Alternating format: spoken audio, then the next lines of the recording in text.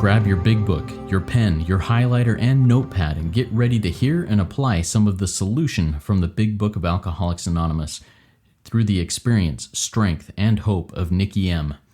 To have a question addressed in a future episode of Noodle It Out with Nikki, please send an email to noodlewithnikki@gmail.com, and Nikki is spelled with 2 Ks. To get a more interactive experience with Nikki as she noodles out life and recovery questions using the Big Book of Alcoholics Anonymous, you can get a link to her weekly Noodle It Out with Nikki meeting held live on Zoom every Monday morning at 9 o'clock Eastern Time. The information to that meeting is in the show notes of this podcast.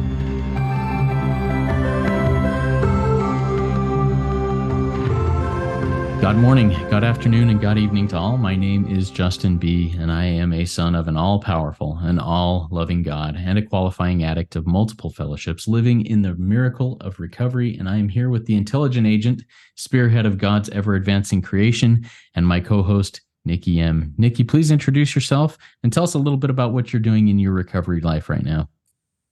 Hi, everybody, and thank you, Justin. I'm just so grateful that you spearhead this RICO 12 family. I'm Nikki M., and I'm a grateful member of this beautiful fellowship and program.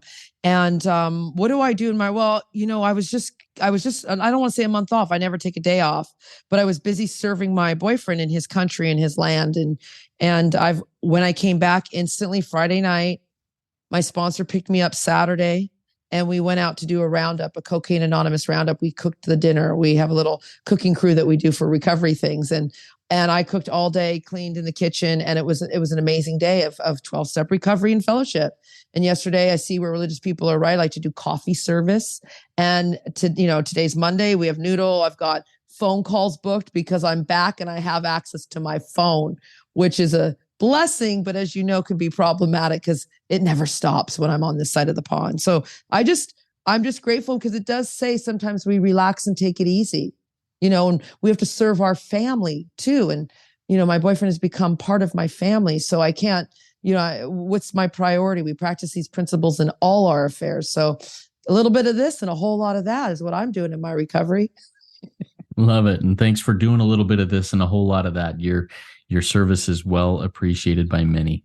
All right. Really quick, if you out there in the listening audience want to know more about RICO 12 and what we're doing in all sorts of different ways, check out the show notes of the podcast. Go to look at RICO12.com. If you want to be a spearhead and support these things, you can support us through donations. All that information will be in the links there. Really appreciate all of that. It's helping work. Well, it's helping me work my 12th step and helping us work our 12th step. And you can work your own 12th step by sharing and giving back. Awesome. All right. Let's jump into what Noodle It Out with Nikki M is. This is an exercise and deep dive into finding solutions to questions, issues, and things we encounter in everyday life, not only in recovery, but in everyday life. But we're able to find those solutions in the Big Book of Alcoholics Anonymous. I will bring a couple of questions, one or two from my own life, from the lives of people we work with in recovery, from the listening audience, to the Big Book. So if you're out there and you have a question that you'd like to pose to Nikki, please send an email to noodlewithnikki@gmail.com, and Nikki spelled with 2 Ks. And we'll get to those questions as we go along in these episodes. So everybody, get your Big Book out. Get ready to run around in it and make some notes because we've got some good stuff going on here. Nikki, I'm going to jump into another, this last episode we recorded was a pretty heavy question. This one's pretty heavy too, and I want to get into this. All right. I'm married and have been cheating on my wife. I cannot stop thinking about my mistress. I've worked the steps and the obsession has still not been removed.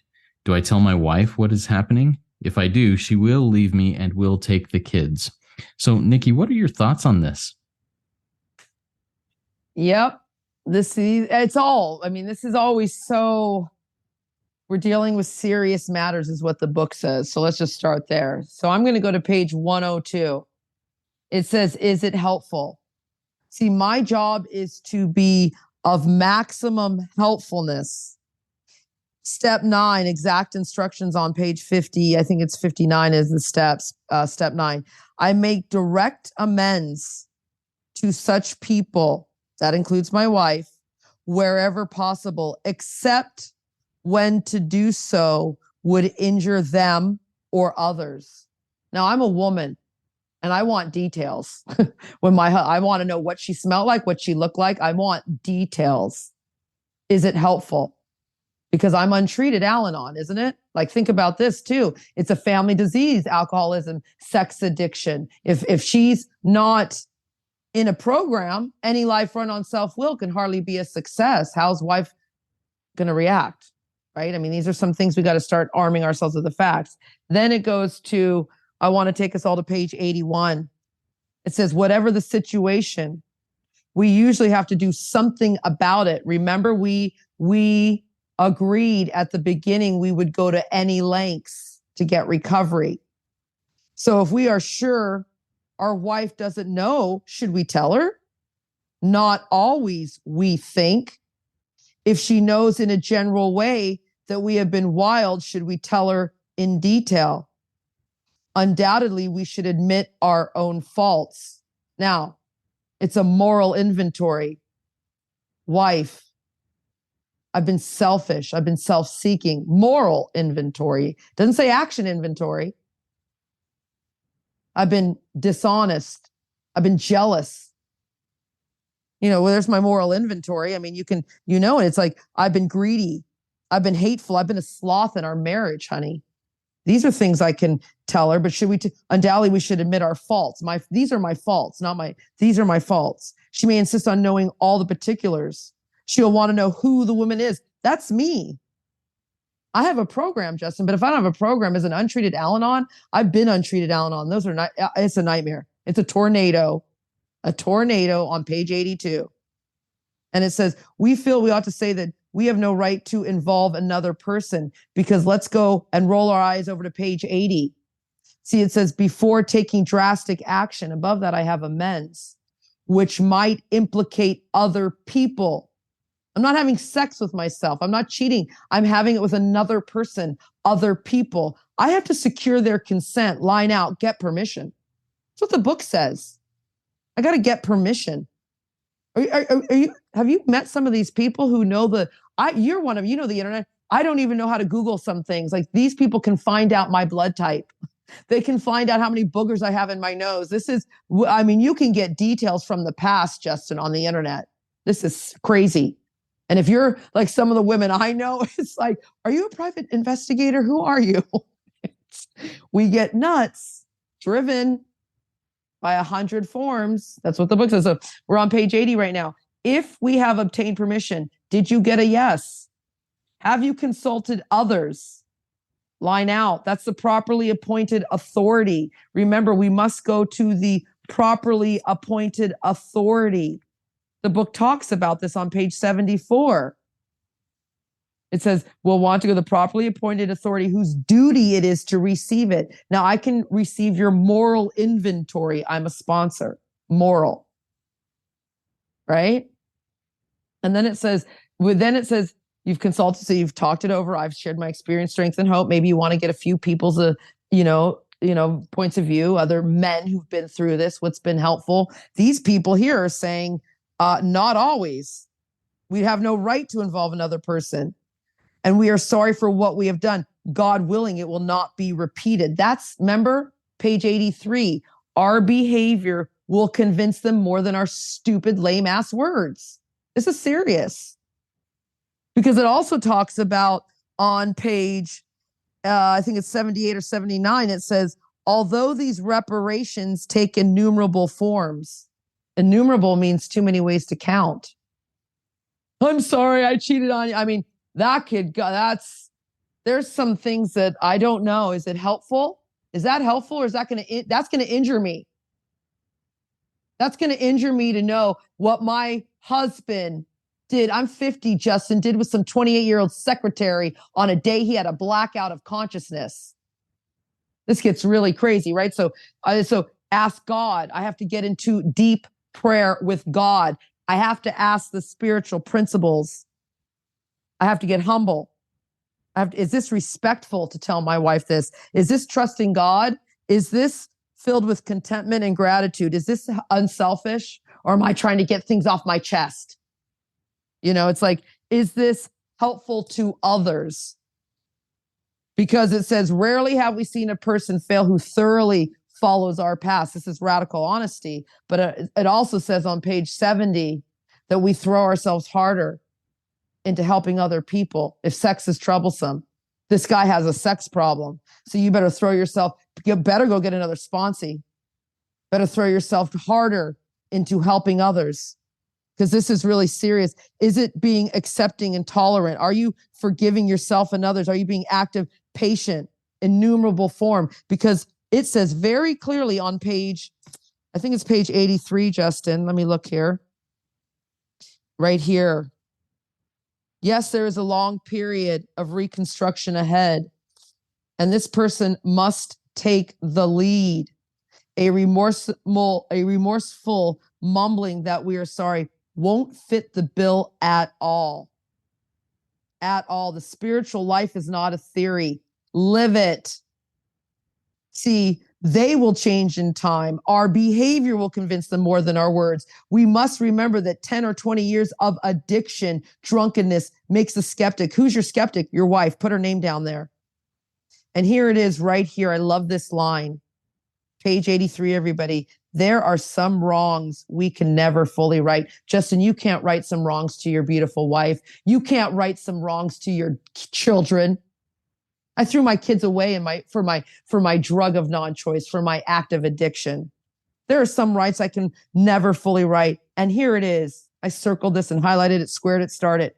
Don't worry, Nikki, about them. What's them? My wrongs I can never fully right. If I can honestly say to myself, to ourselves, that I would write them if I could.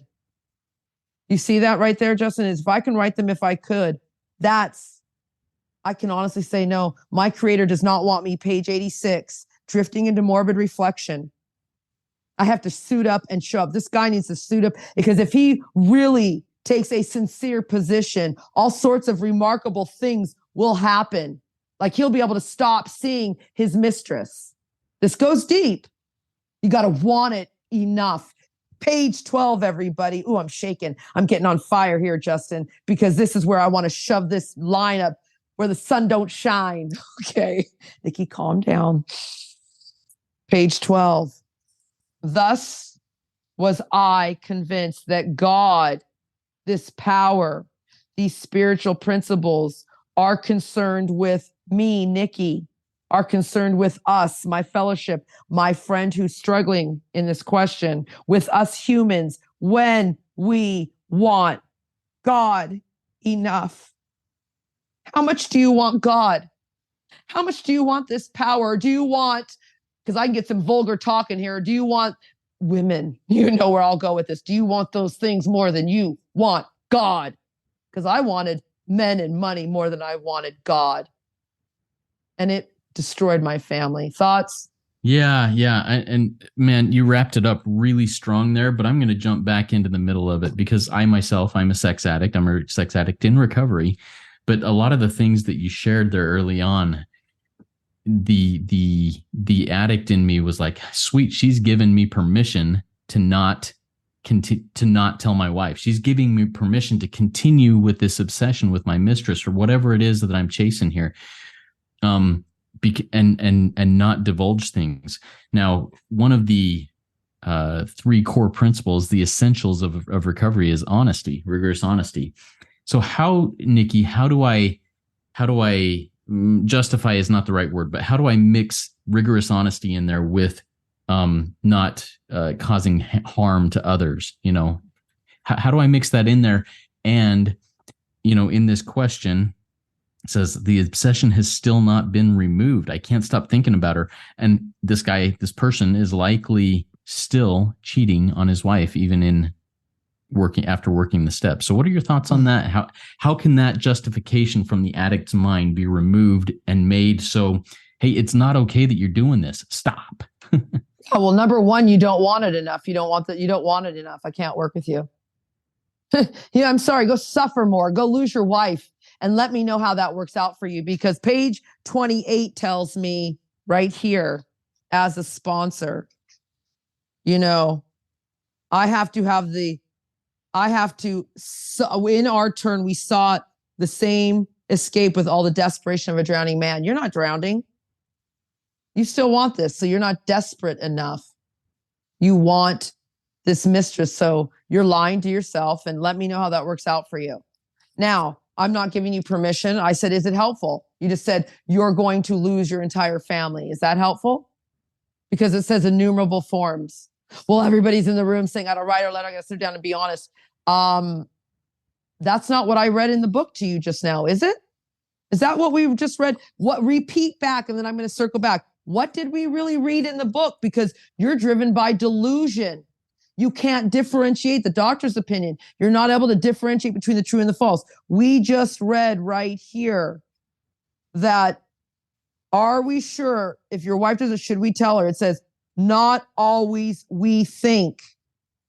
If she knows what in a general way, that you're a selfish prick.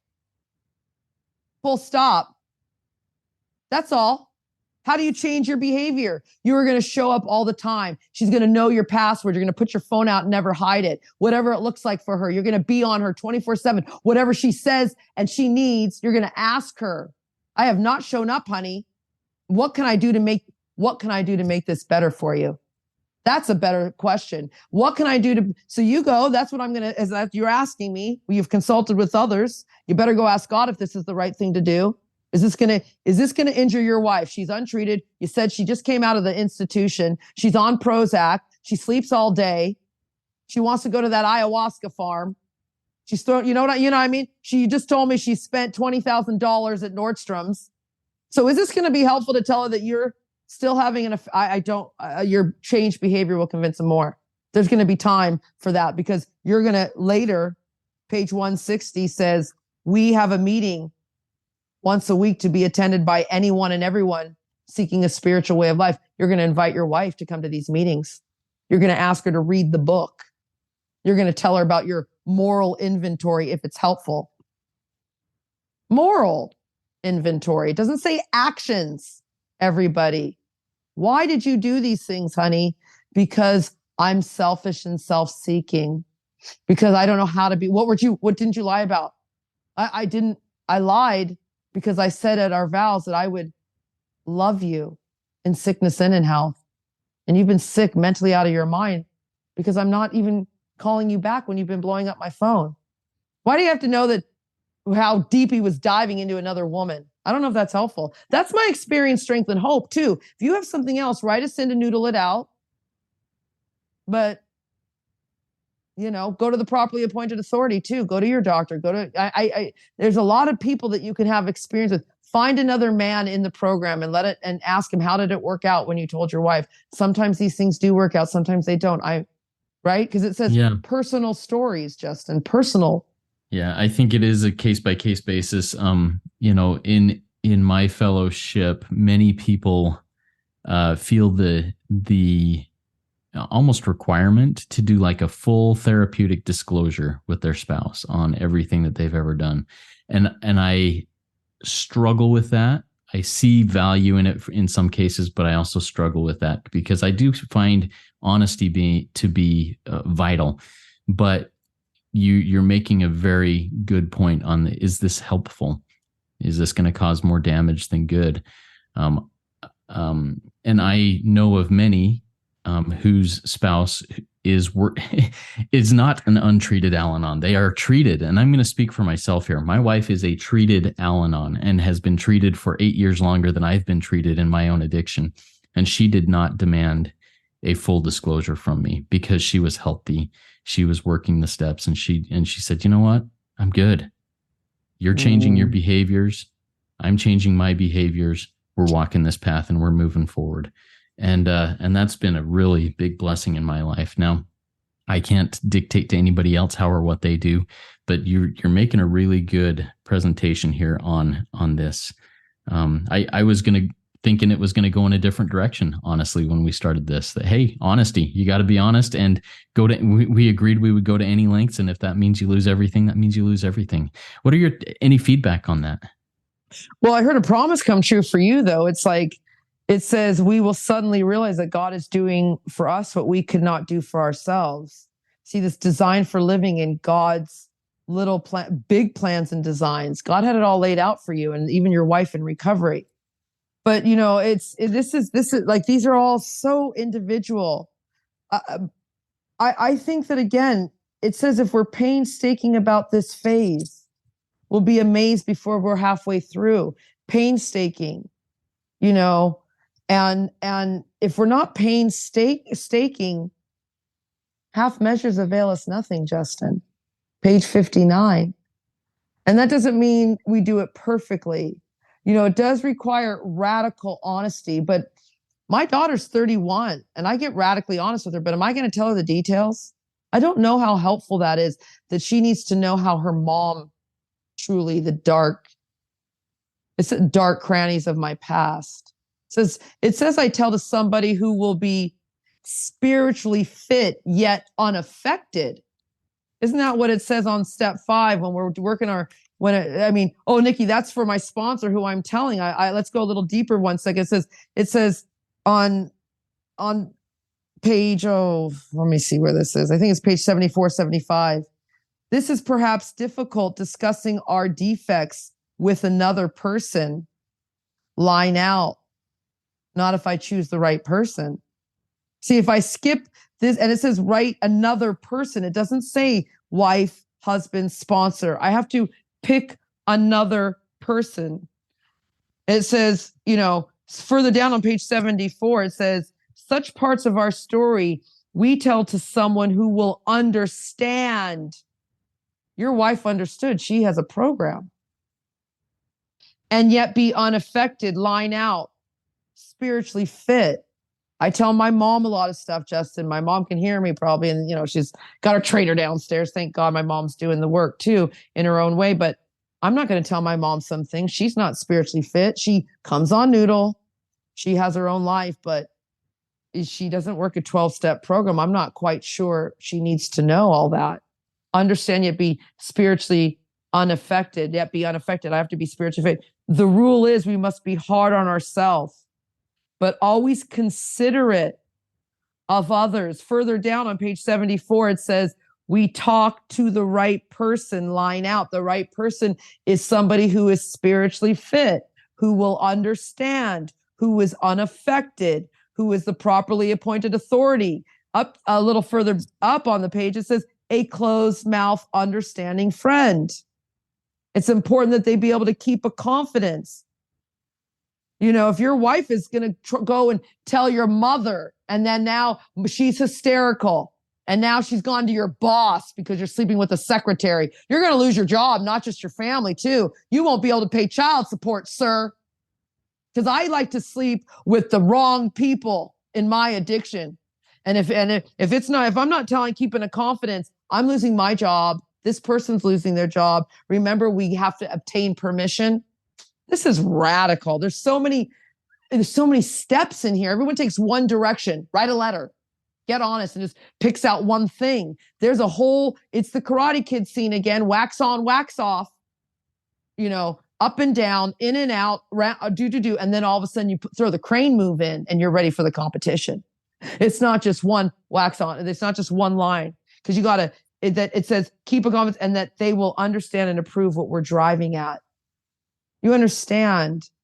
Because this is really radical. Like, we're engaged on a life and death errand, says page 75. We are engaged upon a life and death errand.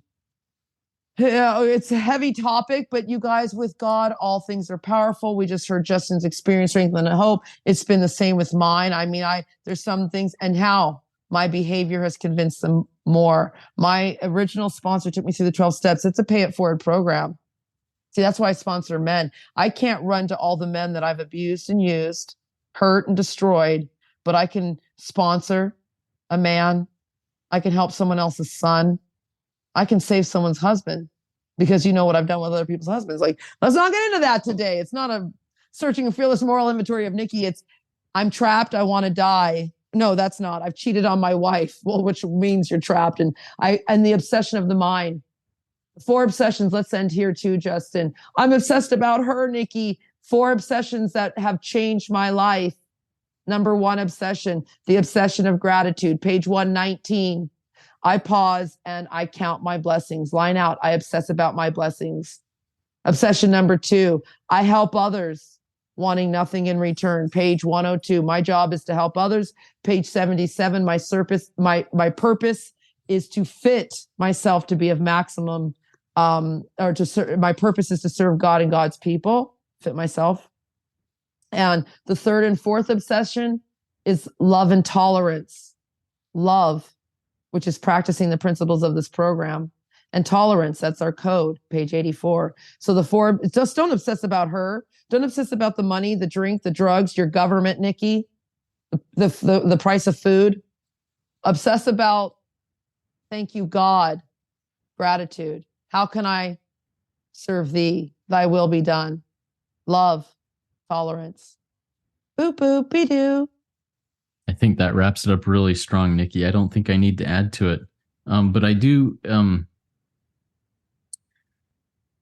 everything that you shared, Nikki, has been very powerful and has been mind shifting, perception shifting for me. I appreciate that.